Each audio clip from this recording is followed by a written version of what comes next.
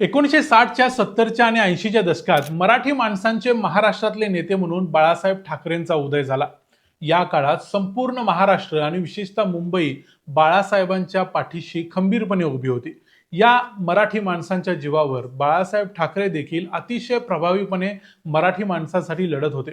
हाच काळ होता 1970च्या आणि 80च्या दशकामध्ये पंजाबमध्ये खलिस्तानवादी चळवळीचा जन्म होत होता। खलिस्तान म्हणजे पंजाब मधल्या काही शीख लोकांना खलिस्तान नावाचा एक वेगळा देश हवा होता, जो एक स्वतंत्र देश असेल। जसा पाकिस्तान वेगळा झाला तसाच खलिस्तान देखील एक वेगळा देश असणार होता। आणि या खलिस्तानवादी चळवळीचे जनक म्हणून किंवा ही चळवळ ज्यांनी फोफावली अशा एका संताचा उदय त्या काळात झाला, ज्याला सुरुवातीला संत म्हटलं गेलं। हा संत म्हणजेच जर्नैल सिंग भिंडरांवाले।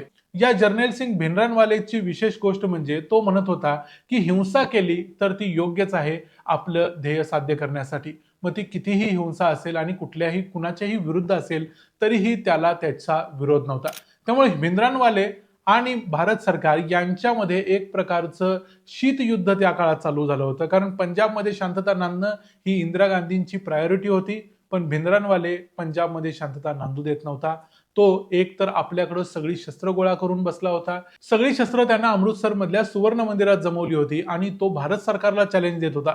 याच काळामध्ये भिंडरांवाले आणि बाळासाहेब ठाकरे यांचा एकमेकांच्या विरुद्ध सामना झाला आणि ज्यामध्ये बाळासाहेब ठाकरेंनी भिंडरांवालेला एक चॅलेंज दिलं आणि ते चॅलेंज भिंडरांवालेनं स्वीकारलं आणि तो मुंबईत आला। नक्की काय काय घडलं, बाळासाहेब ठाकरेंनी काय केलं, भिंडरांवालेनं काय केलं, ते सगळं पाहूया आजच्या या व्हिडिओमध्ये। मी आहे रणजित यादव आणि तुम्ही पाहताय द मराठी बाणा। ही गोष्ट आहे साधारण मार्च 1982 मधली, ज्यावेळी महाराष्ट्रामध्ये बाळासाहेब ठाकरे यांचं नेतृत्व मोठं होत होतं, विशेषतः मुंबईमध्ये। आणि त्याच वेळेला भिंडरांवाले भारत सरकारला चॅलेंज करत होता, भारत सरकारला हिंसा करायला उद्युक्त करत होता, एक प्रकारे चेतवत होता।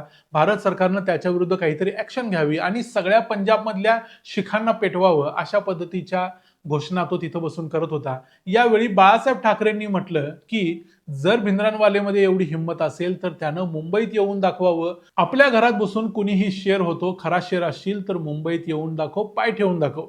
हे बाळासाहेब ठाकरेंनी एक प्रकारे भिंडरांवालेला चॅलेंज दिलं। हे चॅलेंज देण्याचं कारण होतं भिंडरांवाले ज्या पद्धतीने इंदिरा गांधींच्यावर अटॅक करत होता त्यासाठी बाळासाहेब इथं मध्ये पडले होते। पण भिंडरांवाले देखील कच्च्या गुरूचा चेला नव्हता, त्यानं देखील बाळासाहेबांचं हे चॅलेंज खरोखर स्वीकारलं आणि तो म्हणाला मी मुंबईत येऊन दाखवतोच। आणि खरोखरच भिंडरांवालेनं काही ट्रक घेतले आणि काही शेकडो शीख घेतले। त्याचबरोबर भिंडरांवालेकडे नेहमी बंदुका असायच्या, या बंदुका त्याला ISI कडून पाकिस्तानकडून सप्लाय केल्या जात होत्या। हे सगळं भारत सरकारला माहिती होतं, पण भारत सरकार ऍक्शन घेत नव्हतं। त्यामुळे भिंडरांवाले खरोखरच आपल्या बंदुका घेऊन, गन घेऊन त्याचे शेकडो लोक मुंबईमध्ये आले। मार्च 1982 मध्ये भिंडरांवाले 3 दिवसांसाठी मुंबईत आला। तो दादर मधल्या एका गुरुद्वारामध्ये राहिला आणि त्या गुरुद्वारानं त्याचं स्वागत देखील केलं।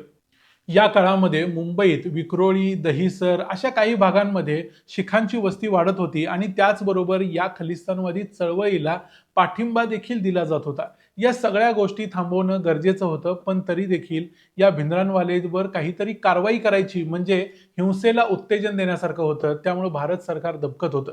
याच काळामध्ये भिंडरांवाले मुंबईत फक्त आला नाही, तर त्यानं मुंबईत येऊन असं जाहीर केलं की मी आता मुंबईत उद्यापासून रस्त्यावर फिरणार आहे, कुणाला काही हिंमत असेल तर त्यानं मला मारावं किंवा माझ्या विरुद्ध ऍक्शन घ्यावी। आणि तो खरोखरच त्याचे काही सैनिक टपावर बसायचे आणि तो गाडीमधून फिरायचा, अशा पद्धतीनं तो मुंबईत फिरू लागला। त्याच्या विरुद्ध कुणीही काही केलं नाही, बाळासाहेब ठाकरे देखील या काळात गप्प राहिले। याचं कारण काय ते मी थोडक्यात सांगतो। बाळासाहेब ठाकरेंनी या काळामध्ये भिंडरांवालेला त्यानं चॅलेंज स्वीकारल्यानंतर त्याच्या विरुद्ध लढायचा प्रयत्न केला नाही किंवा त्याला जास्त प्रोवोक करायचा प्रयत्न केला नाही मुंबईत आल्यानंतर। याचं एक महत्त्वाचं कारण म्हणजे भारत सरकारनं त्यांना हे करण्यापासून थांबवलं होतं। याचं पुरावा मी तुम्हाला थोडक्यात देतो। ज्युलियो रिबेरो हे 1982 ते 85 या काळामध्ये मुंबईचे पोलीस कमिशनर होते आणि त्यांनी बुलेट टू बुलेट नावाचं एक त्यांचं आत्मचरित्र लिहिलंय। या बुलेट टू बुलेट आत्मचरित्रामध्ये रिबेरो स्वतः सांगतात की जेव्हा रिबेरो पुढे गेले आणि म्हणाले की हा व्यक्ती मुंबईमध्ये येतोय आणि मुंबईमध्ये एवढ्या सगळी शस्त्रास्त्र घेऊन फिरतोय, त्याला पोलिसांनी अडवलं पाहिजे आणि त्याला अटक केली पाहिजे। त्यावेळी महाराष्ट्राचे होम सेक्रेटरींनी रिबेरो यांना सांगितलं की त्याच्या विरुद्ध कोणतीही ऍक्शन घेऊ नका, फक्त त्याच्यावरती नजर ठेवा आणि त्याच्या प्रत्येक तासाची प्रत्येक मिनिटाची खबर आहे ना ती आम्हाला सेंट्रल गव्हर्नमेंटला म्हणजे इंदिरा गांधींना द्यावी लागते. त्यामुळं वर्ण म्हणजे भारत सरकारकडनंच असा आदेश आहे की त्याच्याविरुद्ध कोणीही काही कारवाई करायची नाही. आणि असाच आदेश बाळासाहेबांना देखील गेला होता. कारण काय तर भिंद्रानवाले विरुद्ध कोणतीही ऍक्शन घेतली असती तर परिस्थिती पंजाबमध्ये बिघडली असती आणि अचानकपणे पंजाबमध्ये युद्धजन्य परिस्थिती निर्माण झाली असती आणि ती भारत सरकारला टाळायची होती. या काळात रिबेरो यांनी लिहून ठेवलंय की 3 दिवस जेव्हा तो दादर मधल्या गुरुद्वारामध्ये राहत होता तर तेव्हा त्याच्या समोर आयबीचे इंटेलिजन्स ब्युरोचे लोक राहायचे आणि ते त्याच्यावर नजर ठेवायचे. एवढं सगळं झालं असलं तरी महाराष्ट्रातल्या पोलिसांनी त्याला थांबवायचा प्रयत्न केला नाही आणि बाळासाहेबांनीही थांबवायचा प्रयत्न केला नाही.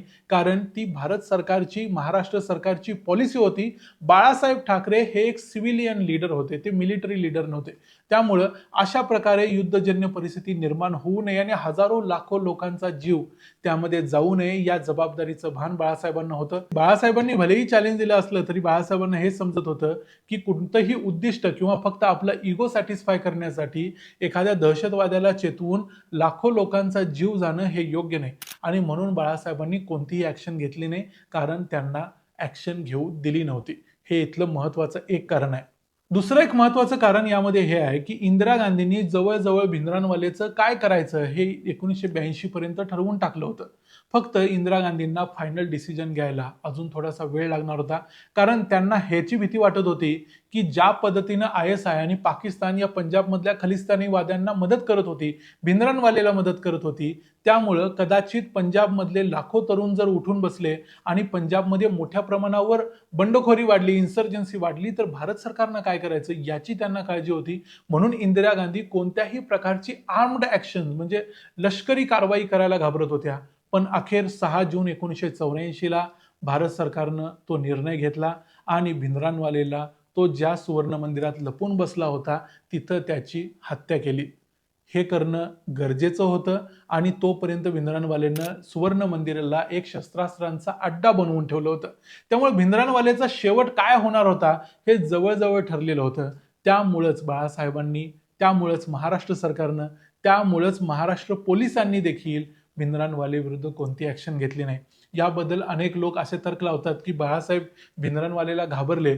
खरं तर त्याला घाबरायचं काहीही कारण नव्हतं. त्याला पोलिसांनी सहज अटक केली असती किंवा बाळासाहेबांच्या कार्यकर्त्यांनी देखील त्याला पकडलं असतं. पण हे सगळं केल्यामुळं पंजाबमधली परिस्थिती बिघडली असती आणि बाळासाहेब एक जबाबदार नेते होते आणि जबाबदार नेते होते म्हणूनच ते आजपर्यंत टिकले आणि आजपर्यंत लोकांच्या मनावर राज्य करतात. भिंद्रानवालेची आज परिस्थिती काय आहे? भिंद्रानवाले हा भारत सरकारनं अधिकृतपणे मान्य केलेला एक दहशतवादी आहे. त्याच्याबद्दल काही लोकांचं वेगळं मत असू शकतं पण ती नंतरची गोष्ट आहे. बाळासाहेबांनी फक्त मुंबईच वाचवली नाही तर बाळासाहेबांनी पंजाब सुद्धा जळण्यापासून वाचवला. ही गोष्ट तुम्हाला कशी वाटली ते आम्हाला कमेंट करून सांगा.